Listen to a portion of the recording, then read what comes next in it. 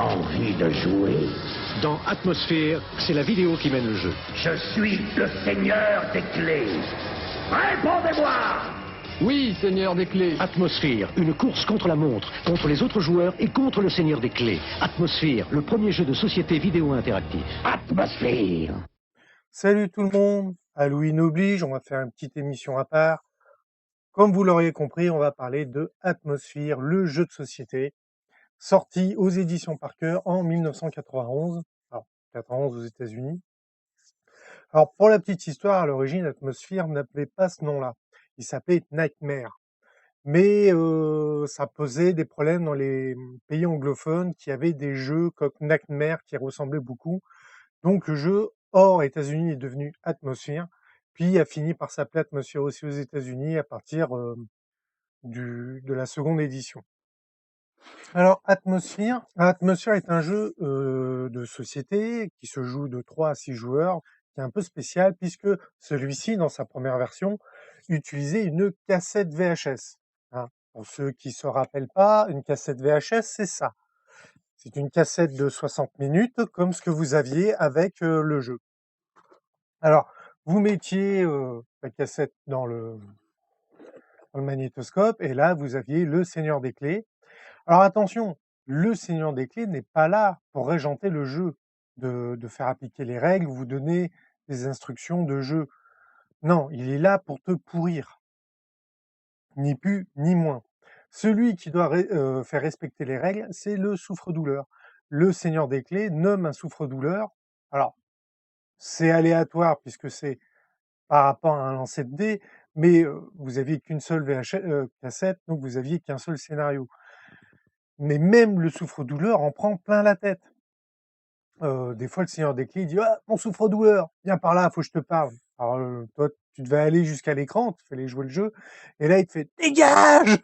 C'était vraiment une ambiance particulière. D'ailleurs, quand vous lancez la vidéo, ça vous dit: «Baissez la lumière et montez le son», de jouer dans un environnement sombre, et vous suivez les règles du jeu et les instructions du Seigneur des Clés, qui est là pour vous pourrir la vie. Donc, alors c'est pareil, il n'y a pas que ça. Vous aviez un compteur les minutes défilaient. Ça peut paraître dire: «Oui, bah, c'est le timer du jeu», non, non. Ce timer était très important parce que vous aviez des cartes, les cartes temps ou les cartes destin, qui vous dit quand le compteur atteint telle minute, telle seconde, ou entre telle minute et telle minute, vous pouvez utiliser cette carte. Donc vous jouez en permanence avec les yeux rivés sur le compteur pour pouvoir utiliser vos cartes, sinon votre carte elle est perdue. Et donc d'un seul coup, alors que vous devez surveiller ce qui se passe en jeu et surveiller le compteur, d'un seul coup le Seigneur des Clés apparaît pour modifier la partie, il libère les gens qui sont dans la fosse commune, il lance une épreuve à un joueur, il dit: «Ah, par exemple, les joueurs qui sont telle couleur, bah, vous allez faire ça». Alors bon, voilà. Et l'autre chose, c'est que quand le Seigneur des Clés s'adressait à toi en tant que joueur, il fallait toujours répondre: «Oui, Seigneur des Clés», parce que le souffre-douleur étant là pour respecter les règles, pour faire appliquer les règles, si tu ne dis pas: «Oui, Seigneur des Clés», tu prends un tour de retard, voire tu es banni. Alors, chose qui était marrante, c'est que quand tu étais dans la fosse commune, lieu où sont les bannis, tu ne peux plus répondre au Seigneur des Clés. Donc, quand le Seigneur des Clés t'appelle, t'as pas le droit de répondre parce que tu es dans la fosse, et résultat, tu te prends des malus supplémentaires. Alors, il n'y a pas eu qu'une seule version d'Atmosphère, parce qu'effectivement, vu qu'il n'y a qu'un seul scénario dans une cassette, dès que vous avez fait quelques parties, vous rendez vite compte qu'il vaut mieux avoir telle couleur que telle couleur, qu'il vaut mieux avoir un grand chiffre qu'un petit chiffre quand vous jouez au départ. Vous arrivez petit à petit à trouver des moyens de mieux réussir. Le but étant d'avoir une clé de chaque couleur du plateau pour pouvoir ensuite aller au centre, dans la tour cauchemar. Et le problème, c'est que c'est ça le truc du jeu. Donc voilà pourquoi il s'appelait Nightmare. C'est que au centre du jeu, vous avez un coffre dans lequel vous mettez des bouts de papier dans lesquels vous avez inscrit votre pire cauchemar. Chaque joueur doit écrire son pire cauchemar. Et le vainqueur en tire un au hasard et le révèle à tout le monde. Donc c'est un peu la loose. Et tu as vite fait de mettre des conneries. Alors le premier Atmosphere en vidéo avec le Seigneur des Clés est sorti en 91. Ensuite, on a eu Atmosphere 2 avec le Baron Samedi en 92. Atmosphere 3 avec Anne de Chantaine en 1993. Atmosphere 4 avec Elisabeth Bathory en 1994. Ensuite, il y a eu Atmosphere et les émissaires avec le retour du Seigneur des Clés en 1995. Atmosphere, les chasseurs d'âmes avec le docteur Molos qui était un nouveau personnage en 1996. Et ça, c'est les 6 versions d'Atmosphere cassette VHS. Ensuite, nous avons eu aussi sur PC Atmosphere The troisième dimension, The First Dimension avec le Seigneur des Clés en 95. Un jeu de cartes Atmosphere The Card Game en 1995 aussi. Bon, ça, je me rappelle pas trop qu'on l'a eu en France. Puis est venu les versions DVD avec Atmosphere le Seigneur des Clés dirigé par Seigneur des Clés en 2004 et Atmosphere Khufu la momie sorti en 2006. Ça, c'est les 2 versions DVD. Une troisième devait sortir, mais il n'y a toujours pas de date de communiqué. Alors moi, j'en parle parce que voilà, j'ai la version DVD de 2004. Voilà, pour ceux qui... J'espère qu'on verra bien à l'écran. Donc, jeu 12 ans et plus, de 3 à 6 joueurs. Le Seigneur des Clés avait changé de tête dans la version DVD, il faisait beaucoup plus peur. Il y avait des choses, moi je me rappelle, sur qu'au bout d'un moment, il disait oui, tel joueur. Alors tu dis oui, Seigneur des Clés. Bah, dorénavant, le joueur qui est à ta gauche, tu l'appelleras fétide. Et du coup, le souffre-douleur, si tu respectes pas le truc, c'est-à-dire qu'à un moment, le joueur qui est à côté de toi, tu l'appelles pas fétide quand tu lances un duel ou quoi que ce soit, clac, ils te font un temps de malus. C'est vraiment. Ouais. Alors dans les personnages, je vais ouvrir la boîte quand même. Hein. Ah, j'ai le plateau, il me gêne. Dans les personnages de départ, nous avions donc Khufu la momie. Ouais, pas évident de. Elisabeth Bathory, la vampire. Anne de Chantraine, la sorcière. Gévaudan, le loup-garou. Baron Samedi, le zombie. Ah, carte qui tombe.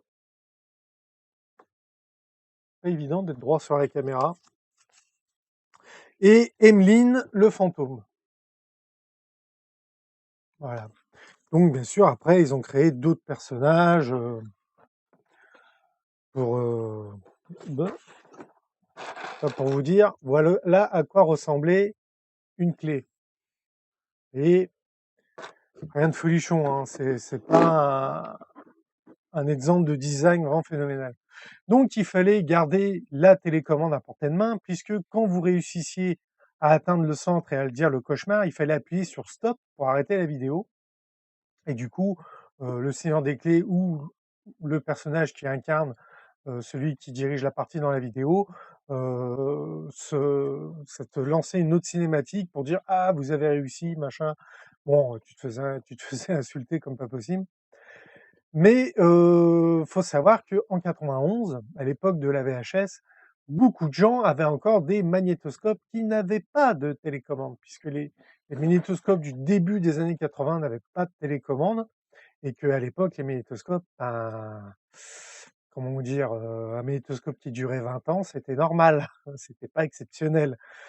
Donc, fallait courir jusqu'à la télé pour arrêter la cassette avant la fin du décompte, pour arriver à valider la partie. C'est un jeu qui était bon, c'était marrant, c'est un jeu à jouer une fois ou deux, voilà. Ou alors, faut toujours jouer avec des personnes différentes, sinon tu te lasses vite. Dans les cartes destin ou dans les cartes temps, voilà, des fois, autant tu avais des cartes que tu devais utiliser à des moments précis du time-up, tu avais des cartes que tu devais utiliser que dans certaines circonstances, et tu avais des cartes qui étaient uniquement là pour emmerder le monde. Alors, par exemple, tu arrivais, tu tires une carte et la carte te dit pousser un hurlement si un joueur est effrayé, vous gagnez une clé. Donc c'est-à-dire que toi, par exemple, c'est à ton tour de jouer, le mec à côté de toi, il finit son tour, il prend la carte, toi tu vas pour prendre les dés, puis d'un seul coup il se retourne et il te hurle dans les oreilles.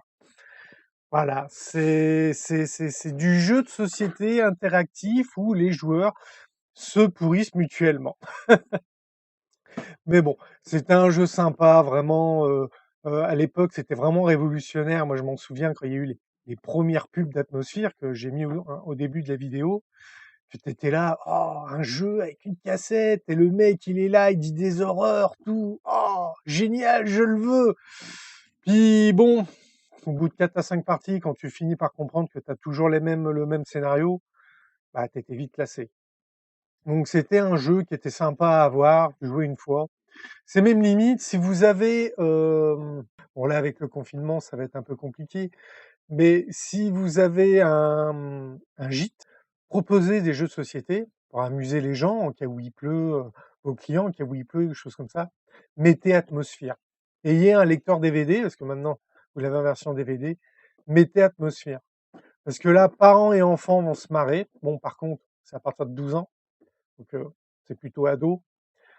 Mais je pense que ça fait partie des jeux qu'on peut avoir dans un gîte ou qu'on peut avoir chez soi. Alors forcément, si tout le monde l'a, après, ça lasse. Mais je pense que ça fait partie des classiques modernes. On est trop habitué à trouver les mêmes jeux chez tout le monde. Enfin, le traditionnel Monopoly, La Bonne Paye, Trial Poursuite. À force, on est arrivé, tout le monde avait un peu les mêmes jeux et Atmosphere sortait vraiment du lot, c'était vraiment sympa. Bon voilà, c'était un épisode un peu spécial pour Halloween. J'ai voulu choisir exprès un jeu de société qui fait peur, parce que je l'ai sous la main aussi, on va dire. Je vous dis à bientôt pour une prochaine vidéo. N'oubliez pas, abonnez-vous, un petit j'aime, un commentaire. Partagez votre expérience de jeu d'Atmosphere, c'est intéressant, dire ce que vous pensez du jeu. Et je vous dis à bientôt. Au revoir.